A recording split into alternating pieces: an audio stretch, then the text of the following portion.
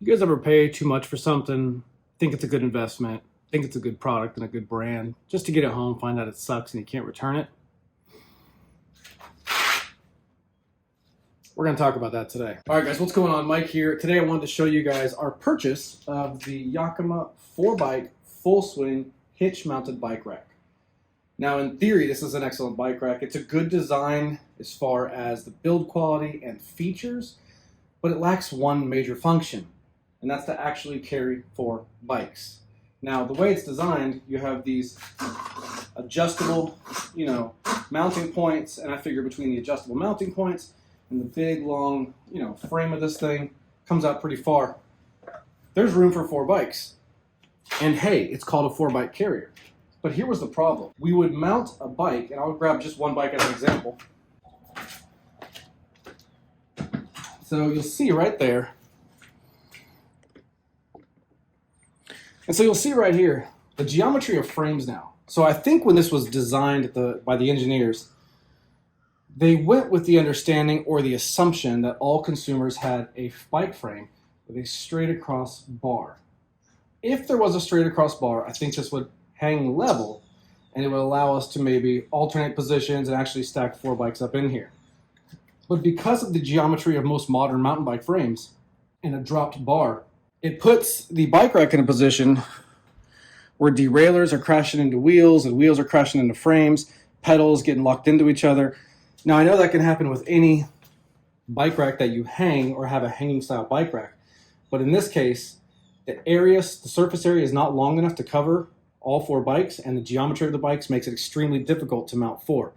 Now, have I gotten 4 bikes in there? Yes, I have. Did it work? Yes, it worked. But here's what it did. Take a new bike, and you rub the finish right off the paint, and it's not just in that spot.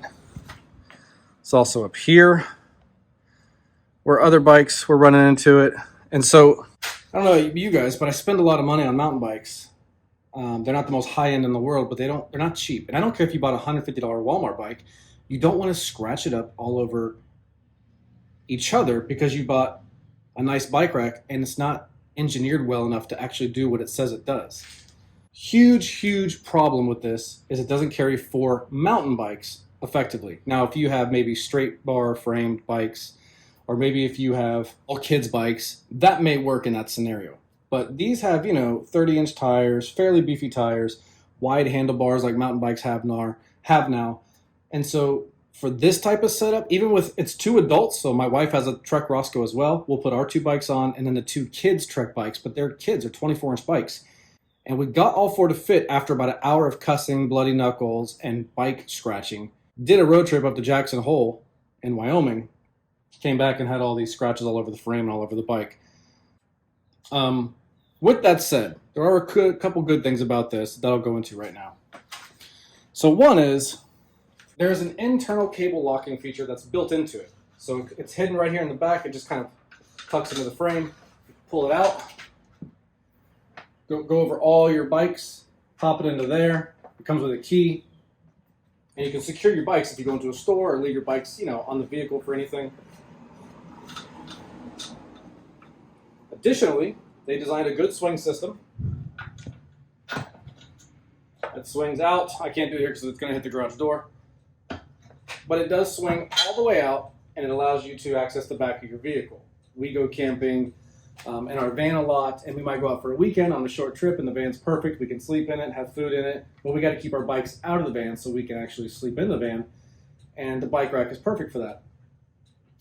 But again, not if you can't carry 4 bikes like it's designed. Also, down the bottom here, there is a little nipple here that when you slide it in, actually will secure itself into the trailer hitch pin, and it will lock in place.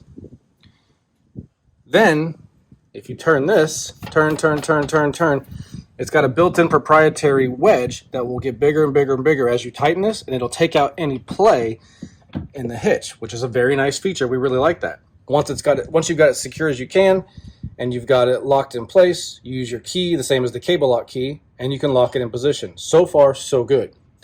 But you may be noticing something while I'm talking to you. and that is this. So that's not the best look or sound, but you put 4 bikes on here and you take a road trip, you go over an overpass or a highway bump, and this thing is literally like doing death bounces. I mean, 1 foot, 2 foot. I'll pop up a video here on the screen, just a quick drive-by we did that shows the full flex of these vehicles and are these bike racks and these bikes, but it's not a good look. What we ended up doing is actually taking straps and strapping them up here onto these heavy-duty hinges on the van, running them down to this, and then pulling them tight so it actually kept an upward pressure on the back of this, so when you hit bumps, it wouldn't bang down as hard, and that seemed to do a pretty good job. So let's talk about the huge downside to this. We got this at a place called Rack Attack. They have been in a lot of major cities. They have a lot of great options for roof racks and bike racks and things to carry your bike on.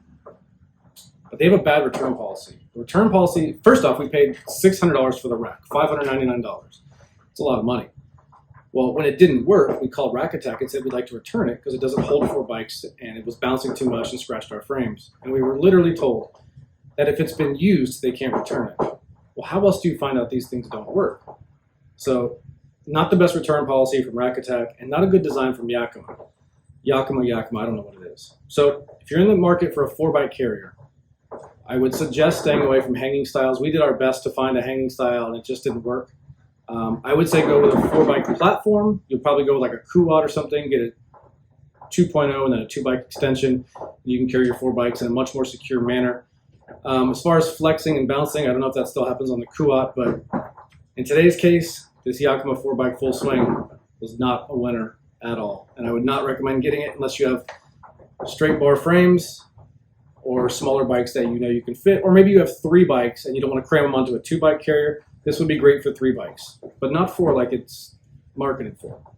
So can you make it work? Will the salesman at the store tell you can fit 4 bikes? Yeah, they're going to tell you that. Will Yakima say on their website it'll hold 4 bikes? Yeah, it'll hold 4 bikes, but it's not safe. It's not going to protect your investment, and it's not going to be good quality for how you treat your bike. All right, guys, just want to give you a heads up on this. Yakima's not going to be very happy I made this video, but I got to be honest, and that's how it went. Talk to you guys later.